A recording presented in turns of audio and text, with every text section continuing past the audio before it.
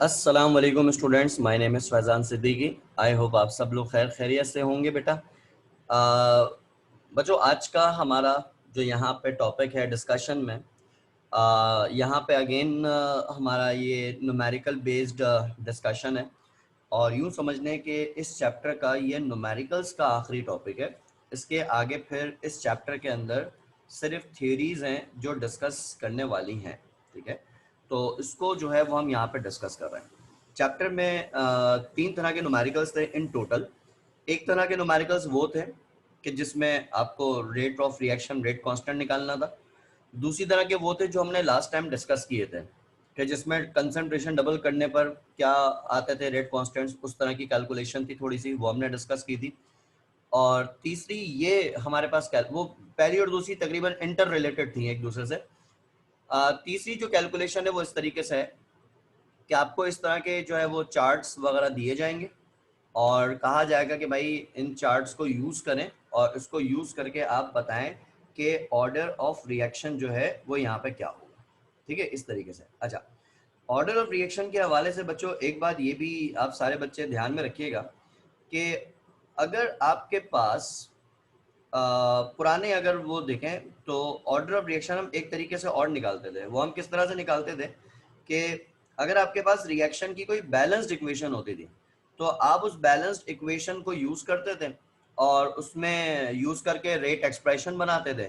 फिर rate expression बनाने के बाद कोफिशिएंट्स जो होते थे वो पावर में लिखते थे और उसके बाद आप ऑर्डर ऑफ रिएक्शन निकालते थे। यानी मैं ये वाली बात कर रहा हूँ जो हम पहले से करते हुए आ रहे हैं। पिछले अगर हम उसमें बात करें लेक्चर्स में, तो हमने इस तरह का काम पीछे के लेक्चर्स में किया हुआ है कि हम ऑर्डर कैसे निकालते थे कि इक्वेशन है उसका रेट एक्सप्रेशन, जैसे कि ये इक्वेशन आपके सामने है। इस इक्वेशन में आप क्या करते थे कि इस इक्वेशन को लेके आप इसका रेट एक्सप्रेशन बनाते थे। dx upon dt is equal to के concentration of first reactant, concentration of second reactant. आप इसका जो है वो यहाँ पे रेट एक्सप्रेशन बनाते थे और फिर जो कोफिशिएंट होते थे वो कोफिशिएंट आ जाते थे पावर में, और फिर जो पावर्स का सम होता था उसके सम को जो है हम ऑर्डर ऑफ रिएक्शन का नाम देते थे। हम ये काम करते आ रहे हैं। तो अगर आपके पास किसी रिएक्शन की बैलेंस्ड इक्वेशन है तो उस बैलेंस इक्वेशन को हम यूज करके ऑर्डर ऑफ रिएक्शन निकालते आ रहे हैं। ये काम हम पहले से कर रहे हैं। लेकिन अगर आपके पास रिएक्शन की बैलेंस्ड इक्वेशन ना हो बल्कि उसकी जगह एक्सपेरिमेंटल डाटा हो, जो कि आपके सामने ये दिया हुआ है, एक एक्सपेरिमेंटल डाटा जो है आपको ये दिया हुआ है और आपसे कहा जा रहा है कि भाई इस डाटा को यूज करते हुए आप ऑर्डर ऑफ रिएक्शन निकालें, तो इस डाटा को यूज करते हुए आपको ऑर्डर ऑफ रिएक्शन जो है वो यहाँ पे निकालना आना चाहिए। ठीक है, इस एक्सपेरिमेंटल डाटा को यूज करते हुए आपको ऑर्डर ऑफ रिएक्शन निकालना आना चाहिए। अच्छा, किस तरह से इसको यूज करते हुए ऑर्डर ऑफ रिएक्शन निकलेगा मैं उसकी यहाँ पे बात करता हूँ। तो एक नजर इसको देखते हैं कि करना क्या। तो एक दो क्वेश्चंस मैं इसके करवाता हूँ, फिर कुछ आपको ट्राई करने को दूंगा। इस तरह मिला जुला के जो है वो यहाँ पे काम होगा। तो देखें इसमें करना क्या है। एक तो ये बिल्कुल सिंपल सा क्वेश्चन आपके सामने लिखा हुआ है। मैं दो क्वेश्चन समझाऊंगा, उसके बाद फिर आप लोग मुझे बताएगा कि कितने % समझ में आया। देखिए भाई, एक तरीका तो ये है भाई कि आपके सामने ये एक्सपेरिमेंटल डाटा दिया हुआ है। ठीक है, इसमें फर्स्ट कॉलम में इन्होंने बताया हुआ कि भाई रिएक्टेंट ए है और उसकी कॉन्सेंट्रेशन यही है, 0.1 है, फिर 0.2 है, फिर 0.1 है, ऑब्जर्वेशंस दी हुई हैं। और इसी तरह से सेकंड कॉलम में रिएक्टेंट बी की कॉन्सेंट्रेशन दी हुई हैं और फिर थर्ड कॉलम में पूछ रहे हैं कि भाई बताएं रेट ऑफ रिएक्शन दिए हुए, और फिर ये सारे डाटा देने के बाद बोल रहे हैं कि भाई ऑर्डर ऑफ रिएक्शन निकालें। अच्छा, इन न्यूमेरिकल्स में ऑर्डर ऑफ रिएक्शन निकालना बहुत ज़्यादा मसला नहीं है और ये कैलकुलेशन के एतबार से भी छोटे छोटे न्यूमेरिकल्स हैं, ये डायरेक्ट सॉल्व होंगे। लेकिन इसमें कुछ जगहों पे ट्रिक्स लग जाती हैं, इसलिए उन ट्रिक्स को मैं यहाँ पे डिस्कस करूंगा। जब भी इस तरह का न्यूमेरिकल आ जाए जिसमें ऑर्डर ऑफ रिएक्शन निकालना है तो आप इसको थोड़ा सा डेरिवेशन स्टाइल में सॉल्व करेंगे। यानी आप क्या करेंगे, आप सबसे पहले मेंशन करेंगे according to law of mass action. आप लॉ ऑफ मास एक्शन की यहाँ पर बात करेंगे। ठीक है। अच्छा, लॉ ऑफ मास एक्शन क्या कहता है? लॉ ऑफ मास एक्शन के बारे में हमने ये पढ़ा हुआ है पिछले चैप्टर में कि भाई लॉ ये कहता है कि the rate of chemical reaction, जो भी रिएक्शन यहाँ पे आपके सामने लिखा हुआ है, इस रिएक्शन का जो रेट ऑफ रिएक्शन है वो डायरेक्टली प्रोपोर्शनल है यहाँ पर जो रिएक्टेंट्स प्रेजेंट हैं उनकी एक्टिव मासेस से। तो rate of reaction is directly proportional to the active masses of all the reactants present in the reaction. ये इस तरीके से है। अच्छा जी, अब यहाँ पे बात ये आती है कि भाई रेट ऑफ रिएक्शन को हम लिखते थे dx अपॉन dt से।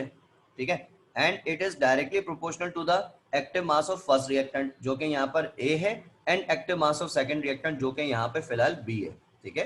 तो dx अपॉन dt यानी rate of reaction is directly proportional to the active mass of reactant A and rate of reaction is also directly proportional to the active mass of reactant B. इस तरह से आपने इसको अलग अलग लिख देना है जो बुक का पैटर्न है। अच्छा, उसके बाद फिर क्या होता है, उसके बाद ये होता है कि भाई आपको इनकी पावर्स लगानी होती क्या आ रही है।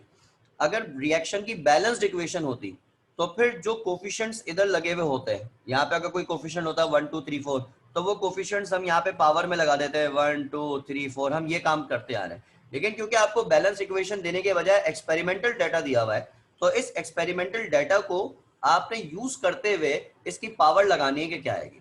तो सबसे इंपॉर्टेंट चीज पूरे न्यूमेरिकल के अंदर यही है कि ये जो आपके सामने एक्सपेरिमेंटल डाटा दिया हुआ है, इस डाटा को रीड करना आना चाहिए, ठीक है। अब इसको कैसे रीड करेंगे वो तरीका मैं आपको सिखा रहा हूं, वो देखिएगा, अच्छी तरह से देखिएगा। सिंपल क्वेश्चन मैंने पिक किया है, सेकंड क्वेश्चन इससे थोड़ा सा कॉम्प्लिकेटेड होगा, तो बस ध्यान से देखिएगा। इसमें हम ऑब्जर्वेशन वाइज बात करेंगे। हम सबसे पहले इसमें वाली ऑब्जर्वेशन चूज करते हैं जिसमें दोनों रिएक्टेंट की कॉन्सेंट्रेशन सेम है।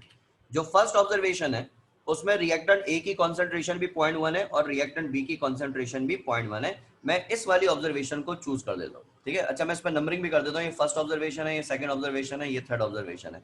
तो इसमें रिएक्टेंट ए की कॉन्सेंट्रेशन भी 0.1 है, रिएक्टेंट बी की कॉन्सेंट्रेशन भी 0.1 है और रेट ऑफ रिएक्शन दिया हुआ है 8 एक्सपोनेंट -4, ठीक है, इस तरीके से दिया हुआ है। अच्छा, अब आपने यहाँ पर ए की पावर निकालनी है कि क्या आएगी और यहाँ पे बी की पावर निकालनी है कि क्या आएगी। तो उसकी पावर निकालने का तरीका क्या होगा? पावर निकालने का तरीका ये होगा कि जो पहली ऑब्जर्वेशन है इसको हम बनाएंगे अपनी रेफरेंस ऑब्जर्वेशन और इसकी बेस पर हम इस चार्ट को पढ़ेंगे। तो वो इस तरह से पढ़ा जाएगा कि भाई ए की पावर आपने फाइंड करनी है कितनी है। तो आप ये देखें कि इस रेफरेंस ऑब्जर्वेशन में जो ए की कॉन्सेंट्रेशन है वो कितनी है। तो ए की कॉन्सेंट्रेशन इस रेफरेंस ऑब्जर्वेशन में दी हुई है 0.1।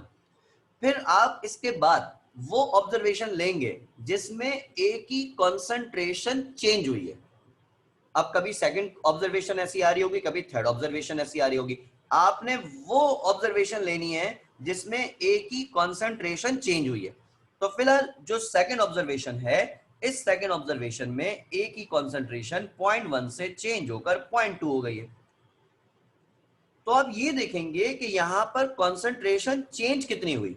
तो पहले 0.1 थी, अब 0.2 हो गई। तो पूछा जाए कि कॉन्सेंट्रेशन यहां पर कितने टाइम्स चेंज हुई।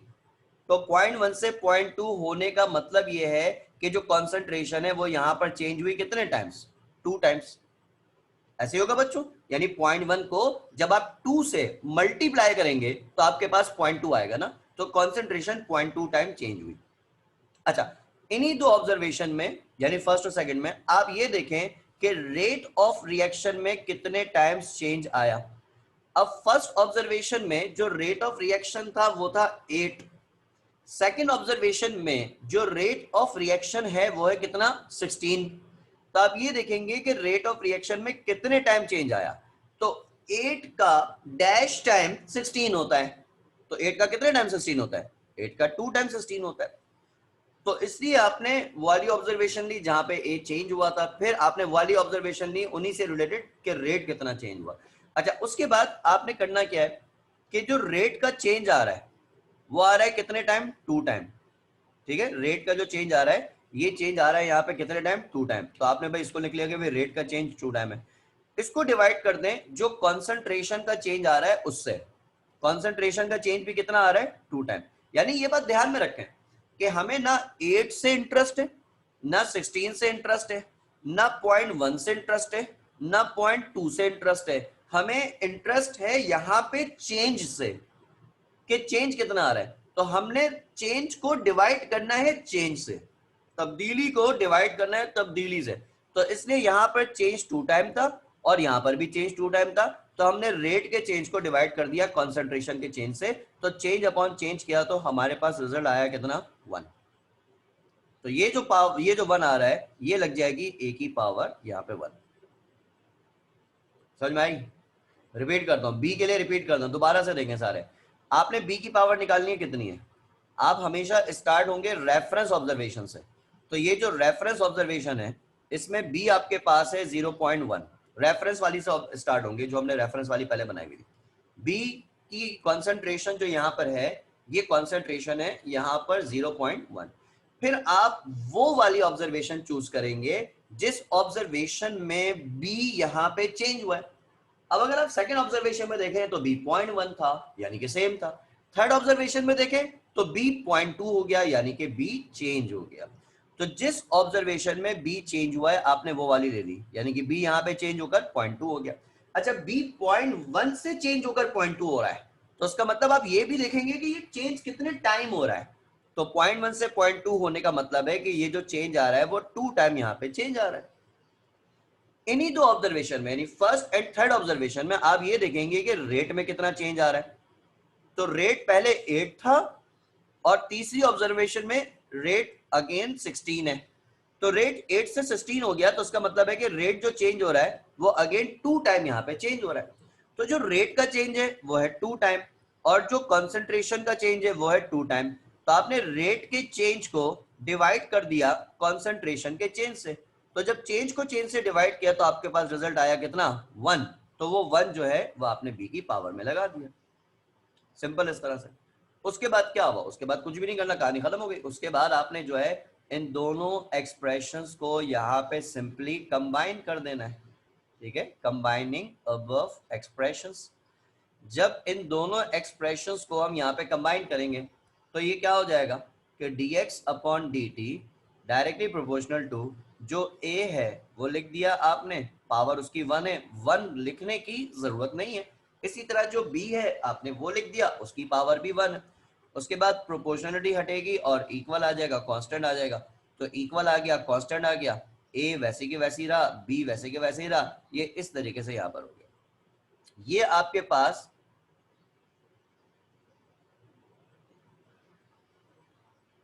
एक मिनट, शायद भाई आप क्या कह रहे हैं, रुक जाए, अभी मैं आपके आंसर बाद में देता हूँ। अच्छा भाई, उसके बाद क्या हुआ कि भाई आपके पास ये रेट एक्सप्रेशन आ गया। अब ये जो रेट एक्सप्रेशन आया, इस रेट एक्सप्रेशन में जो रिएक्टेंट्स हैं इनकी पावर्स को सम कर लें तो पावर्स का सम ऑर्डर ऑफ रिएक्शन कहलाएगा। तो इसलिए आपने पावर को सम किया, ए की पावर 1 है, बी की पावर 1 है, आपने इन दोनों को एडअप किया तो एडअप करने पर इसका सम जो है वो यहाँ पे 2 आ गया। तो सम यहाँ पे 2 आ गया, ये इसका ऑर्डर ऑफ रिएक्शन आ गया और ये जो ऑर्डर ऑफ रिएक्शन है ये इसका यहाँ पे आंसर हो गया। सिंपल इस तरीके से, ठीक है जी। तो ये इस तरीके से सॉल्व करना है भाई। तो ये कहानी इसके अंदर है, समझ में आ रही। अच्छा, एक इसी का थोड़ा सा मॉडिफाइड क्वेश्चन करा दो। ये मैंने सिंपलेस्ट क्वेश्चन पिक किया था वहां से, एक इसी का स्लाइटली सा मॉडिफाइड क्वेश्चन पिक आपको करवाता हूँ। तो आई होप आपको फिर ये थोड़ा सा और क्लियर हो जाएगा कि करना क्या है। जैसे फॉर एग्जाम्पल एक क्वेश्चन यूं है पास्ट पेपर का,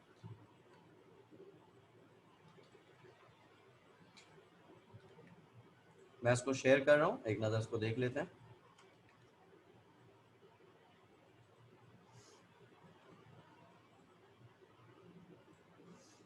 एक मिनट जनाब,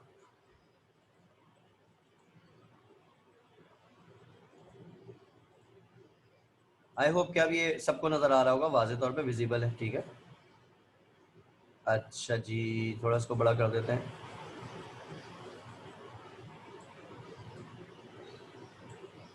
जनाब अच्छा भाई, अब देखें करना क्या है इसमें तरीके। इसमें क्वेश्चन उसी तरह का है लेकिन इसमें एक एडिशनल काम भी करना है, लेकिन उसमें बाद में बात कर लेंगे।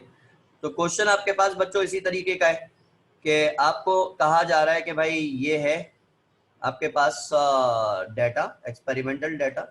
इस एक्सपेरिमेंटल डाटा को यूज करते हुए आपने यहाँ पे रेट एक्सप्रेशन लिखना है, रेट कांस्टेंट निकालना है एंड ऑर्डर ऑफ रिएक्शन लिखना है यूजिंग दिस डाटा। ठीक है, ये आपके पास क्वेश्चन है। सारे काम हो जाएंगे, कोई मसला नहीं है। सबसे इंपॉर्टेंट काम ये होता है कि ये जो हमने रेट एक्सप्रेशन बनाया हुआ है, ये रेट एक्सप्रेशन जो होता है ना, ये सबसे इंपॉर्टेंट चीज होती है। ये एक दफा बन गया तो ऑर्डर ऑफ रिएक्शन और बाकी सब चीजें खुद ही निकल आएंगी। तो मेन फोकस मेरा यहाँ पर जो है वो ये है कि भाई order of reaction, rate expression बनाना आना चाहिए, उसके बाद ये सारी कहानी हो जाएंगी। तो देखें, जब आप इसको सॉल्व करना शुरू करेंगे तो सॉल्व करने का जो तरीक़ेकार है वो तरीक़ेकार कुछ इसी तरीके से होगा जनाब। इसमें काम यूं होगा कि आपने जो है वो यहाँ पे वही करना है, लॉ ऑफ मास एक्शन लगाए अकॉर्डिंग टू लॉ ऑफ, मतलब ये इसको फॉर्मल तरीका सॉल्व करने का ना, पेपर बुक का पैटर्न है, according to law of mass action. उसके बाद आपने लॉ ऑफ मास एक्शन का रेफरेंस देने के बाद जो है वो यहाँ पर आपने इसी तरह से इसको कर देना है भाई। क्या करना है जी, उसकी जो स्टेटमेंट है उसको इम्पोर्ट कर दिया आपने कि भाई according to law of mass action rate of reaction directly proportional to the active masses of rate of reaction directly proportional to the active masses of all the reactants present in the reaction. आपने start जो है वो यहाँ पे इसी तरीके से होना है, ठीक हो गया।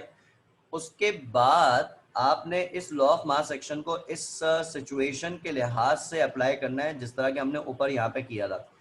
अब इसमें आपने करना यही होगा कि भाई जो रेट ऑफ रिएक्शन है उसको हम लिख रहे हैं dx upon dt, it is directly proportional to the active mass of first reactant जो कि यहाँ पे नाइट्रिक ऑक्साइड है, and it is also directly proportional to the active mass of second reactant जो कि यहाँ पे ऑक्सीजन है। तो रेट ऑफ रिएक्शन जो होता है वो इनकी एक्टिव मासेस से डायरेक्टली प्रोपोर्शनल होता है, ठीक हो गया। अब यहाँ पे जो सबसे इंपॉर्टेंट चीज है वो यही है कि इनकी पावर्स क्या आएंगी, NO की पावर और O2 की पावर्स क्या आएंगी। उसके लिए आपने ये एक्सपेरिमेंटल डाटा देखना है।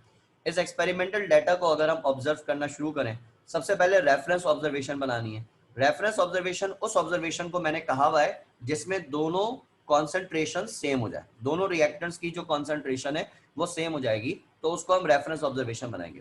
तो जो पहली वाली ऑब्जर्वेशन है इसमें इन दोनों रिएक्टेंट्स की जो कॉन्सेंट्रेशन है वो सेम है, तो इसलिए पहली वाली ऑब्जर्वेशन जो है वो बन जाएगी रेफरेंस ऑब्जर्वेशन। इसके रेफरेंस से हम इस पूरे चार्ट को, इस पूरे टेबल को यहाँ पे पढ़ेंगे, सही है। अच्छा, अब किस तरीके से पढ़ेंगे जनाब, इसका तरीकेकार ये होगा कि आप NO की पावर आपने लगानी है, तो आप वो वाली ऑब्जर्वेशन लें जिसमें NO की कॉन्सेंट्रेशन चेंज हुई है, ठीक है। पहली ऑब्जर्वेशन में NO की जो कॉन्सेंट्रेशन थी वो थी 0.1। आप वो वाली ऑब्जर्वेशन लेंगे जिसमें NO चेंज हुआ है, सही है। ये कभी सेकंड में चेंज हो रहा होगा, कभी ये थर्ड में चेंज हो रहा होगा, सही है, जरा ध्यान रखिएगा। तो आपने वो ऑब्जर्वेशन, मैं ये नहीं बोल रहा कि आपने सेकंड ऑब्जर्वेशन लेनी है, सही है, मैं ये कह रहा हूं कि आपने वो ऑब्जर्वेशन लेनी है जिसमें NO जो है वो चेंज हुआ है। तो NO जो यहाँ पे चेंज हुआ है, ये NO यहाँ पे चेंज हुआ है सेकंड ऑब्जर्वेशन में, और ये 0.1 से चेंज होकर 0.2 हो गया। तो 0.1 से चेंज होकर 0.2 होने का मतलब है कि ये कितने टाइम चेंज हो रहा है, यहाँ पे 2 टाइम्स चेंज हो रहा है, इस तरीके से। फिर इन्हीं दो ऑब्जर्वेशन में आप रेट ऑफ रिएक्शन लेंगे, वो कितने टाइम चेंज हो रहा है। तो रेट पहले था 2 और बाद में हो गया 8।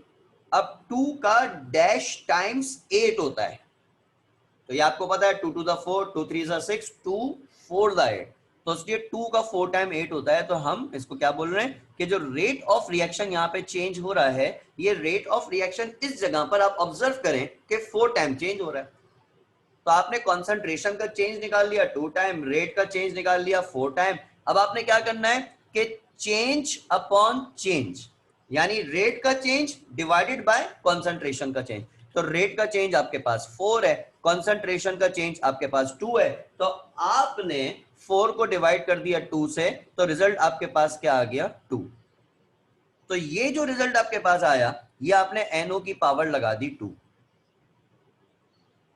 समझ में आ गई। अच्छा, अब उसके बाद आप यहाँ पे जो सेकंड रिएक्टेंट है उसकी एडजस्टमेंट करेंगे। सेकंड आपके पास ऑक्सीजन है, हमें ऑक्सीजन की पावर फाइंड करनी है कि वो कितनी है। तो ऑक्सीजन की पावर फाइंड करने के लिए हम वही करेंगे, पहली ऑब्जर्वेशन पिक करेंगे। जो पहली ऑब्जर्वेशन है उसमें ऑक्सीजन की कॉन्सेंट्रेशन दी हुई है 0.1। फिर आप वो वाली ऑब्जर्वेशन लेंगे जिसमें ऑक्सीजन की कॉन्सेंट्रेशन चेंज हो रही है। तो ऑक्सीजन की जो कॉन्सेंट्रेशन है वो सेकंड में तो चेंज नहीं हो रही, ऑक्सीजन की कॉन्सेंट्रेशन थर्ड में चेंज हो रही है, चेंज होकर 0.2 हो गई है। तो ऑक्सीजन की कॉन्सेंट्रेशन थर्ड ऑब्जर्वेशन में चेंज हुई है, 0.2 हुई है। तो आप ये देखेंगे कि वो कितने टाइम्स चेंज हो रही है। तो 0.1 से चेंज होकर 0.2 अगर हो गई है कॉन्सेंट्रेशन, तो इसका मतलब ये है कि कॉन्सेंट्रेशन जो यहां पर चेंज हुई है वो यहां पे 2 टाइम चेंज हुई है। अब इसके अगेंस्ट में आप ये देखेंगे कि रेट कितना चेंज हुआ है। तो पहली ऑब्जर्वेशन में रेट आपके पास था 2 और थर्ड ऑब्जर्वेशन में रेट आपके पास है 4। तो रेट 2 से चेंज होकर 4 हो गया। तो जब रेट 2 से चेंज होकर 4 हो गया तो हम क्या बोलेंगे कि जो रेट ऑफ रिएक्शन है वो यहां पे चेंज हुआ कितने टाइम, 2 2 4। तो रेट ऑफ रिएक्शन यहां पे चेंज हो गया 2 टाइम। तो कॉन्सेंट्रेशन भी 2 टाइम चेंज हो रही है और दूसरी तरफ रेट भी 2 टाइम चेंज हो रहा है। तो रेट का जो चेंज है 2 टाइम, उसको डिवाइड कर दें कॉन्सेंट्रेशन के चेंज से 2 टाइम से, तो जब 2 को 2 से डिवाइड करेंगे तो रिजल्ट क्या आ जाएगा 1। तो ये जो रिजल्ट आएगा ये यहाँ पे ऑक्सीजन की पावर आ गई 1। इस तरह से होगा, चेंज अपॉन चेंज। बस सारा गेम इस चार्ट का यही है, इतना ही गेम है इसका। उसके बाद फिर आगे क्या करेंगे, उसके बाद कुछ नहीं, जस्ट मैथमेटिक्स लगा दें। उसके बाद आपने इन एक्सप्रेशंस को कंबाइन करना है। जब आप कंबाइन करेंगे, जी जी बिल्कुल कुरतुलैन, वेरी गुड। जब आप इसको कंबाइन करेंगे तो NO की पावर 2 हो जाएगी, ऑक्सीजन की पावर 1 हो गई, वैसी हो गई। उसके बाद प्रोपोर्शनलिटी हटाएंगे। अब ये पूरा बुक का तरीका, वरना आपको ऑर्डर तो ऊपर से ही पता चल जाएगा कि ऑर्डर क्या आ रहा है, लेकिन इसी तरह स्टेप बाय स्टेप करना है। अब 4 नंबर में कुछ तो करना है, इतनी सी कैलकुलेशन करनी है यार, तो 4 नंबर में कुछ तो दिखा दो उसको। अच्छा, तो dx upon dt is equal to NO का स्क्वायर और उसके बाद O2, ये आपके पास जो है यहाँ पे बन जाएगा रेट एक्सप्रेशन। ठीक है, तो सबसे पहली और सबसे इंपॉर्टेंट चीज यहाँ पर यही है कि भाई आपका सही रेट एक्सप्रेशन जो है वो यहाँ पे बनना चाहिए। जब एक दफा रेट एक्सप्रेशन बन गया तो उसके बाद आप जाहिर सी बात है कि वहां पे उसका ऑर्डर ऑफ रिएक्शन भी ले लेंगे। तो 2 रिएक्टेंट्स हैं, पहला रिएक्टेंट है NO, उसकी पावर 2, दूसरा ऑक्सीजन, उसकी पावर 1।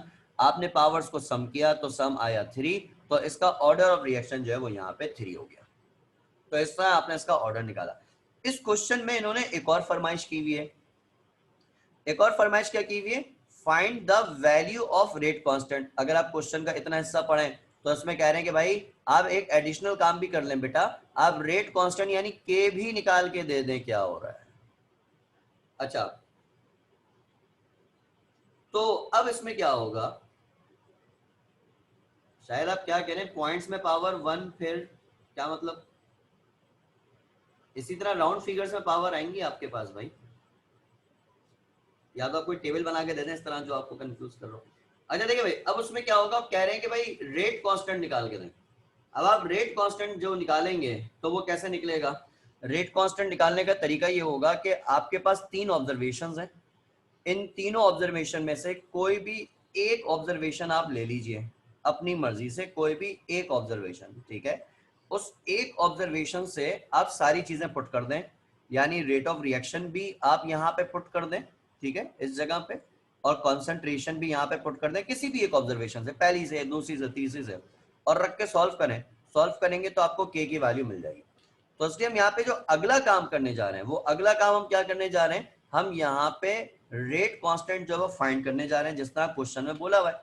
तो रेट कांस्टेंट जब हम फाइंड करेंगे तो वो किस तरीके से फाइंड होगा, तो उसका तरीका है कि कोई भी एक ऑब्जर्वेशन लेना है। जैसे मैं यहाँ पे फर्स्ट ऑब्जर्वेशन यूज कर लेता हूँ भाई, ठीक है, मैं इसमें लिख देता हूँ कि यूजिंग फर्स्ट ऑब्जर्वेशन, हम फर्स्ट ऑब्जर्वेशन जो है वो यहाँ पे यूज कर रहे हैं, ठीक हो गया। अच्छा, अब जब आप फर्स्ट ऑब्जर्वेशन यहाँ पे यूज करेंगे तो हमने करना यही है कि रेट एक्सप्रेशन के अंदर फर्स्ट ऑब्जर्वेशन से वैल्यूज पुट करनी। तो पहले रेट एक्सप्रेशन तो आपने यही वाला यूज किया कि dx upon dt is equal to के कॉन्सेंट्रेशन ऑफ NO इसका square and concentration of O2। तो रेट एक्सप्रेशन तो आपने यही वाला यूज किया। अब इस रेट एक्सप्रेशन में आपने वैल्यूज पुट करनी है। तो फर्स्ट ऑब्जर्वेशन में जो आपके सामने रेट ऑफ रिएक्शन दिया हुआ है वो दिया हुआ है 2 एक्सपोनेंट माइनस 3। तो आपने इस रेट ऑफ रिएक्शन को यहाँ पे रख दिया 2 एक्सपोनेंट माइनस 3। के फाइंड करना है तो ठीक है, के फाइंड करना है। NO की कॉन्सेंट्रेशन, अब NO जो है वो आपको दिया हुआ है 0.1 पहली ऑब्जर्वेशन में, और ऑक्सीजन जो दिया हुआ है वो 0.2 दिया हुआ है। तो इसलिए आपने क्या किया कि NO की कॉन्सेंट्रेशन रखी 0.1 और ऑक्सीजन की कॉन्सेंट्रेशन रखी 0.1। NO का स्क्वायर है तो उसकी कॉन्सेंट्रेशन पे स्क्वायर कर दिया जाएगा। उसके बाद के फाइंड करना है तो उसके साथ जो 0.1 वगैरह लिखा हुआ है उन सबको ये यहाँ पे मल्टीप्लाई हो रहा है, लेफ्ट पे लाके डिवाइड करवा दीजिए। तो हो जाएगा 2 एक्सपोनेंट माइनस 3 डिवाइडेड बाय 0.1 का स्क्वायर मल्टीप्लाई बाय 0.1। तो आपके पास यहाँ पर आ जाएगा के रेट कांस्टेंट, ठीक है। उसके बाद आप इसको रख के डिवाइड कर दें। तो जब आप रख के डिवाइड करेंगे, हो रहा है डिवाइड, डिवाइड करेंगे तो आपके पास यहाँ पे, ठीक हो गया एमन, थैंक यू। तो आपके पास जो यहाँ पे के आएगा उसकी वैल्यू जो है वो यहाँ पे 2 आ जाएगी। कैलकुलेटर पर रख के उसको डिवाइड कर दें, जैसे भी कर दें तो के की वैल्यू 2 आ जाएगी। अच्छा, अब के का यूनिट, अब क्योंकि ये थर्ड ऑर्डर रिएक्शन है तो मैंने पीछे जब के यूनिट्स निकालना सिखाए थे तो वहां पे मैंने आपको ये कह दिया था कि यार इसके यूनिट्स थोड़ा सा डायरेक्टली याद कर लें कि भाई कितने ऑर्डर पे क्या होगा। तो अगर कोई रिएक्शन थर्ड ऑर्डर होता है तो वहां पे आप ही लोगों ने निकाला था, आप ही ने निकाला था, मैंने नहीं निकाला था, कि भाई के का जो यूनिट होता है वो होता है क्या, DM6 upon mole square second. ये आपके पास के का यूनिट बन जाएगा, ये आपके पास इसका आंसर बन जाएगा, इस तरह से होगा। तो ये काम जो है वो हमने किया था और ये इस तरीके से होगा। तो ये पूरा क्वेश्चन है जो इस तरह से पेपर में आता है। और ये दोनों क्वेश्चन जो मैंने अभी डिस्कस किए हैं ये दोनों पास पेपर के हैं, और तीसरा क्वेश्चन जो अभी मैं ऐड करने जा रहा हूँ वो भी पास पेपर का ही होगा। टोटल 3 क्वेश्चन हैं जो पिछले 20 साल के पेपर में रिपीटेडली आते रहे हैं, और ये ओवरऑल कम आए। इस तरह के क्वेश्चन 20 सालों में शायद 5 या 6 दफा आए, इससे ज्यादा ये आए नहीं है, 14 दफा ये नहीं आए पेपर में, ठीक है। तो इसलिए जरा ये चीज ध्यान में रखना भाई, इस तरह से कि आपने इसको इसी तरह से चार्ट बस आपको पढ़ना आना चाहिए। तो चार्ट आप लेके पढ़ेंगे तो उसके थ्रू जो है वो काम हो जाएगा। अच्छा, चार्ट ये सॉल्व करना तो चलो एक फॉर्मल तरीके से मैं कर रहा हूँ ना सॉल्व, वरना चार्ट अगर आपको पढ़ना आता है तो मेरे ख्याल में आपकी इतनी एक्सपर्टीज हो ही जाएंगी कि आप चार्ट देख के ये बता सकते हैं कि ऑर्डर क्या आएगा, या चार्ट ऑब्जर्व करके आप मेरे ख्याल में बता सकते हैं कि किसकी पावर क्या आएगी। मेरे ख्याल में तो ये काम आप लोग कर लेंगे, क्या मैं सही सोच रहा हूँ? अगर आपके सामने सिर्फ चार्ट हो लिखा हुआ तो चार्ट देख के आप लोग कर लेंगे आइडेंटिफाई कि किसकी पावर क्या आएगी और किसकी पावर क्या आएगी। मेरे ख्याल में तो आप लोग कर लेंगे। तो एक क्वेश्चन पेस्ट करूं, एक क्वेश्चन है, मैं क्या कर रहा हूं, वो क्वेश्चन आप लोगों ने घर से पूरा सॉल्व करना है फॉर्मल तरीके से, मतलब यूं इसी तरह स्टेप बाय स्टेप सॉल्व करना है, ठीक है। लेकिन मैं उस क्वेश्चन को आप लोगों से वर्बली सॉल्व करवाना चाहता हूं। मेरी सादगी देखें मैं क्या चाहता हूं। तो आप क्या करें, उसको वर्बली सॉल्व करें, यानी जस्ट मुझे ये बता दें क्वेश्चन देख के किसकी पावर क्या आएगी, दैट्स इट। मुझे इतना आप डाटा बता दें, बाकी वो आप जो इसी तरह से स्टेप बाय स्टेप जो भी कहानी है वो आप जो है ना घर में कीजिएगा, ठीक है ना। तो मैं एक क्वेश्चन जो है वो यहाँ पर आपको दे रहा हूँ, तो उस क्वेश्चन को ट्राई कर लें। इसी शक्ल का क्वेश्चन है वो, और बहुत ध्यान से लेकिन कीजिएगा, समझ में आनी चाहिए कहानी के क्या चल रही है। ठीक हो गया, एक मिनट में जरा इसको पेस्ट कर रहा हूँ, मुझे 1 मिनट दीजिए। अगेन पास पेपर में ये आया हुआ क्वेश्चन है बेटा,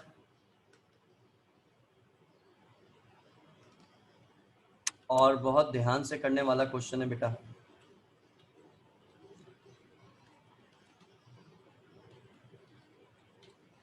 और आई होप कि आप लोगों से हो पाएगा।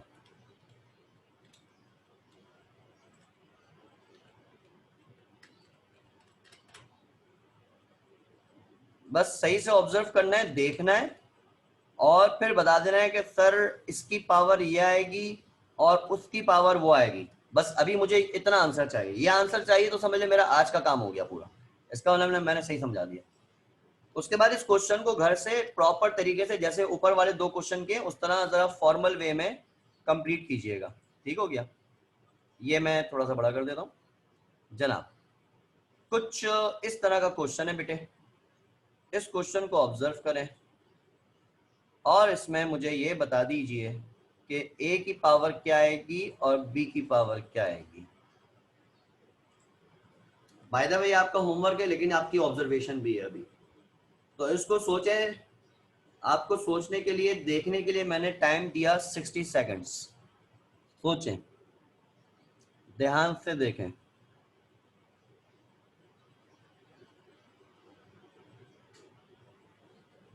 ए की पावर क्या आएगी और बी की पावर क्या आएगी, सही सही सोचिएगा।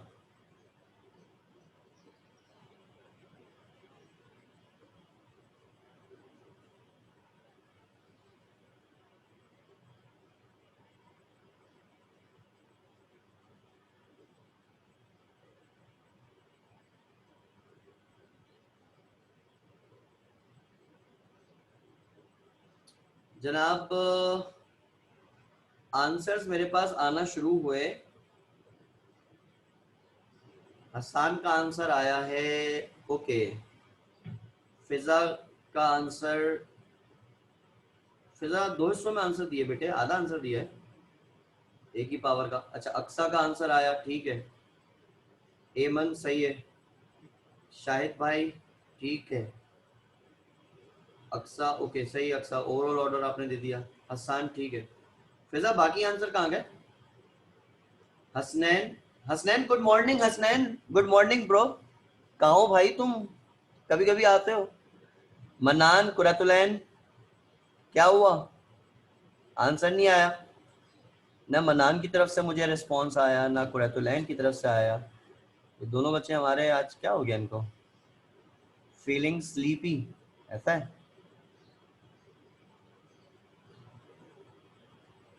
ठीक है, फिजा का आंसर आ गया। जी जी फिजा मैंने पढ़ लिया। मनान तुमने आंसर सही दिया, लेकिन बाद में तुमने लिख दिया कि शायद ऐसा ही है, मतलब तुम्हें कंफर्म नहीं हो रहा, कॉन्फिडेंस फील नहीं हो रहा मनान। क्या बात है। हाँ हसनैन थोड़ा लेट ज्वाइन नहीं हुआ है, तुम आए अभी हो 10 मिनट पहले, 15 मिनट पहले। यार आज तो मैंने क्लास भी लेट स्टार्ट की थी यार, मैंने टाइम 8:15 का दिया था यार, फिर भी। अच्छा अच्छा अच्छा, चलें सही है। लाइट का तो मसला है, अरे मोबाइल पे कनेक्ट हुआ करो यार तुम लोग, लाइट हो ना हो मोबाइल चलता रहेगा। डाटा सिम लगाओ, खत्म, खलास। चलें। अच्छा भाई ये हो गया आंसर, सही हो गया, सही हो गया, ठीक हो गया। तो आप लोग एक काम करें ना, इस क्वेश्चन का स्क्रीनशॉट लगाएं, लें, और इस क्वेश्चन को फॉर्मल तरीके से जरा अपने पेपर पे सॉल्व करके मुझे व्हाट्सएप पे सेंड करें। ये मीटिंग एंड हो रही है, मुझे व्हाट्सएप पे सेंड करें। मैं अभी नया टॉपिक स्टार्ट नहीं करूंगा, फिर वो खत्म नहीं हो पाएगा फिर। तो जरा इसका स्क्रीनशॉट ले लें, मीटिंग एंड होने वाली है, खुद ब खुद हो जाएगी एंड। और मुझे ज़रा सॉल्व करके 5 मिनट के अंदर व्हाट्सएप पे सेंड करें। फिर उसके बाद जो है हम 15 मिनट के ब्रेक के बाद जो है वो टेस्ट स्टार्ट करेंगे। ठीक है, इसको पूरा फॉर्मल तरीके से जो मैंने किया है वो अभी के अभी ट्राई लगाएं। ठीक है बच्चों, चलें, थैंक यू सो मच। इसको ट्राई कर लें, मुझे सेंड करें, फिर बात करते हैं इस पर।